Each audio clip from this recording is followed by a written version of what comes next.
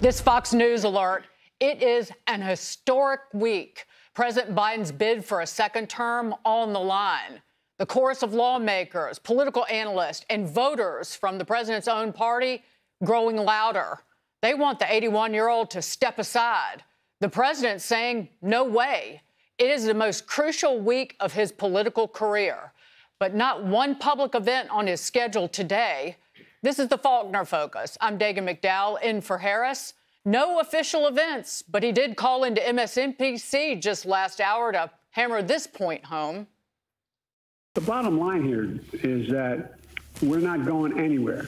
I am not going anywhere. I wouldn't be running if I didn't absolutely believe that I am the best candidate to beat Donald Trump in 2024. We had a Democratic nominating process where the voters spoke clearly.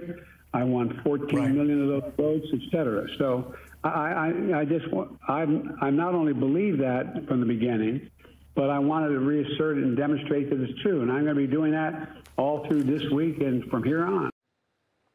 Senior House Democrats now calling on the president to step aside. Committee ranking members Jerry Nadler, Adam Smith, Mark Takano, and Joe Morrell are reportedly among them. President Biden also using a letter to push back this morning. He wrote to congressional Democrats, quote, I want you to know that despite all the speculation in the press and elsewhere, I am firmly committed to staying in this race, to running this race to the end, and to beating Donald Trump. Those typical Biden gaffes like this from yesterday cannot be helping his case. Even when I was running for Senate, and each time I ran, quite frankly, not a joke, Philadelphia in particular, got me across the line. No, I'm not joking. No, I mean it seriously. Organizationally and in terms of fundraising, the whole deal. But look, here's the deal. A searing New York Post cover, another one this morning. Time to go, Joe. Some of the Democrat Party are vocally standing by their man. President Biden can clearly defeat Donald Trump, the most dangerous president in the history of this country. And the choice is quite clear. The only thing that I'm asking everyone to do is to unite around the ticket. The ticket at this point in time is Biden and Harris. Joe Biden is the right Democrat right now in this cycle, and he's going to win. Senior White House correspondent Peter Doocy with a whole lot to unpack. Hey, Peter. Dagan, you guys just played a clip of that phone interview the president did this morning. At one point towards the end, you could hear him leafing through pages of something, and then he said, I'm reading from a list of things that Trump has said. But in that interview, he said he is not going anywhere, even though a Biden White House official is now telling the New York Times he really should. Part of the article says, after watching Mr. Biden in private, in public, and while traveling with him, the official said they no longer believed the president had what it took to campaign in a vigorous way and defeat Donald J. Trump. The official, who insisted on anonymity in order to continue serving, said Mr. Biden had steadily showed more signs of his age in recent months, including speaking more slowly, haltingly, and quietly, as well as appearing more fatigued in private. And the leaks coming out of this previously leak-proof White House are coming quick. A former advanced staffer released to Axios essentially a picture book showing President Biden how to get to a podium and how to exit a stage. Trump's advance director says they never did that for him. Some Democratic operatives say it's actually pretty common in D.C. Something not common, though. Biden's team sending questions to somebody interviewing him. Were those questions given to you by the White House, or did you have, or the campaign, or did you have to submit questions ahead of this interview? The questions were sent to me for approval. I approved them. Okay, so the White House sent the questions to you ahead of the interview? Yes. Okay. I got several questions, 8 of them, and the 4 that were chosen were the ones that I approved. This is what we've got from officials in Wilmington. While the campaign insists that this is not at all an uncommon practice, a source familiar with the Biden booking operation tells Fox that they will refrain from offering suggested questions. Over the weekend, that radio host and her station in Philadelphia mutually parted ways. Apparently, the management did not like that during a presidential interview, the president's campaign was dictating what could be asked. Dagan. Peter Doocy, thank you so much for that. Let us start with the Axios report that Peter just talked about. It includes the big font and lots of photos included in a template showing how staffers could prepare to guide Joe Biden exactly where he needs to go at events. Tammy Bruce, Fox News contributor. Oh, this is perfectly normal. Yeah, totally. And it's been so normal. We've seen it from the beginning. This is not new. We've seen, little pictures of him with cards in his hands about who to call on, what the question will be. The question setups are not new. It's been a joke that he says, well, who am I supposed to call on? Or they're not going to let me call on you, or I'm not supposed. Oh, it's been indicated from during the campaign. And so this isn't new. The difference is the media is acknowledging it. And now they're just, they're judging it. Now, my God, isn't this awful? I think why the Bidens are digging in, perhaps why they should, is that this was the arrangement. This was the deal, that we're going to protect you. And they know that he wasn't capable, that we'll get you through this. We've got to beat Trump. And people know you. It's been 50 years. You're the only one who can do it because we can shape it. Don't worry, we've got your back. And then suddenly they don't have his back. And they don't have his back because they failed at kneecapping Donald Trump, which was the other piece of how he would win again. And this is the group that talks about democracy being in danger. Now that it has failed, their little scheme failed to get rid of Trump, they now are throwing this couple and that family under the bus that they knew, and they were going to be fine, and their reputations are destroyed. And now they're saying, I won the primaries. He did. The only way to remove him would be through the 25th Amendment, which would then require more scrutiny.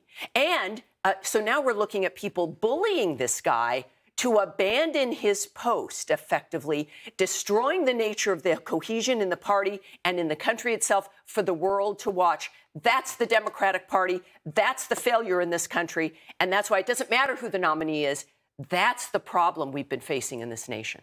Well, you mentioned the people who stood by, and I'll get to that, because his message, the way I read it, the letter and what he's saying, the defiance is, you knew this was going on all along. Right. And now you turn? Yes, exactly. Right. So it's not just those Capitol Hill Democrats who want to see Biden step aside. Several Hollywood moguls want to see him replaced, including the co-founder of Netflix, movie mogul Jeffrey Katzenberg, who has been stage crafting and managing his campaign, Barry Diller, and Diller's wife, Dionne von Furstenberg.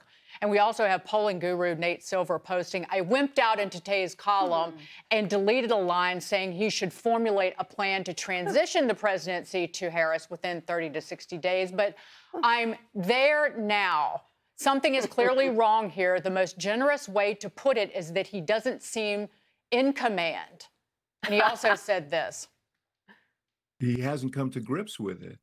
He's not winning this race. He's more likely, if you just look at the data and talk to people around the country, political people around the country, it's more likely that he'll lose by a landslide.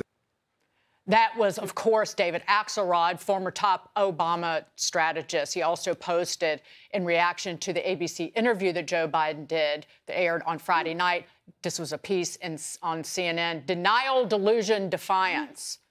And let's just stand right there for a second. But my read on this was from Joe Biden, you have known all along, and don't you dare turn on me now, including Jeffrey Katzenberg. Yeah. Jeffrey Katzenberg's been castigated by those people in Hollywood for saying, he called him, I forget what the phrase was, like a superstar, like he's got super energy or something to that effect. Yeah, we've heard that kind of lie throughout when it became a bit more apparent, and how there were the cheap fake videos that Biden quite didn't know where he was. But now all those bets are off. The fact is that these are the individuals who have known from the beginning. The denial and all of that's been the media. It's been corporate America that had backed him and the Democratic Party. And this is the problem. When they talk about democracy, there's nothing in the Constitution that says you can put up an actor who will be framed by Katzenberg or anybody else or any other directors in Hollywood. And then when they want to, they'll just flip it over to somebody else. You're voting for the president. right? It's not like we'll vote for this guy and then we'll switch him out. This is an abuse of the system entirely. And we've seen it with Trump. They did effectively the same kind of fake dynamic of abusing the process with Trump. They've done it with Biden. But who is it really being done to? Us. This is happening to us. And they stand there and they crow about defending democracy. And now they just want him to transition. What part of elections involve the transition to somebody else and that you abandon this guy because he's losing in the polls despite Americans voting? Look, they've told us the entire time the 2020 election was an overwhelming 81 million people voted for Biden. He's the president. It's a real incredible success. And now it's like, you've got to just take the exit door. That's not how it works here. So we don't like what Biden's doing. It's horrible. I want him gone. And I want him gone on November 5th, and Donald Trump will be president on January 20th. None of this musical chairs stuff with anonymous people running the country, and you get rid of the actor because he suddenly has been exposed as not being the man he was sold as. Shame on them. There's a lot at stake here. The image protection police, known as the media. Jen Psaki 3 weeks ago on MSNBC interviewing Jamie Raskin, 3 weeks ago, accused the New York Post of inaccurately, falsely talking about Joe Biden freezing and wandering inaccurately, although the American people could see it with their own eyes 3 weeks ago and over a year ago. So how did things get to this point? A new opinion piece says that the media, as you were talking about, is complicit in ignoring Biden's decline. For months or even years, we have seen the liberal media say things like this. He's very lucid, very well informed. He speaks quietly and a little bit slowly, but, you know. We've spent way too much time talking about this president's age. He's totally focused. He's very sharp, and the proof is in the performance. But comparing that guy's mental state, I've said it for years now, he's cogent. But I undersold him when I said he was cogent. He's far beyond cogent. In fact, I think he's better than he's ever been. One of the themes this election cycle is that Joe Biden is too old to lead. And so everyone is seizing upon this. And it is a classic disinformation tactic. Another op-ed by longtime political journalist Mark Halperin, quote, the Trump-hating White House media betrayed voters by hiding Biden's alarming condition, and now it could backfire. The media's conspiracy of silence was intended to keep Donald Trump from returning to the White House for a second term. It is ironic that the deception and hypocrisy may be what, in fact, leads Trump straight back to the Oval Office. They were most concerned with reporting about what flag Justice Alito's wife was flying outside of her house. That was their Watergate, I suppose. Yes, and even now, this conversation, while very important, because it's a part of this entire charade, but what we're not discussing, still the major issues on the minds of voters, immigration and the economy, continued inflation, the continued destruction of the future. People talk about making America great again. We want the future to be great again. And in order for that to happen, all of this has to change. But you're seeing the fact that this isn't a one-off or a bad night or just covering for a guy. This has been a collusion to gaslight the entire nation and the world. And people like Putin and Xi understand it, and so they are taking their actions. But we're going to be heard. And thank goodness Trump did not bow, because this has been a monumental scandal in American history. Well, the gaslighting of your reality is not real has been true, not just about Joe Biden, but it's been true about inflation and their experiences with Joe Biden's economy and Bidenomics, about the open border. It's been true about everything. Exactly. So the American people know what's real and know what their reality is at their kitchen table and in their front yard and in their cities and towns. Tammy Bruce, thank you so much. Thank you, ma'am. Great to be here.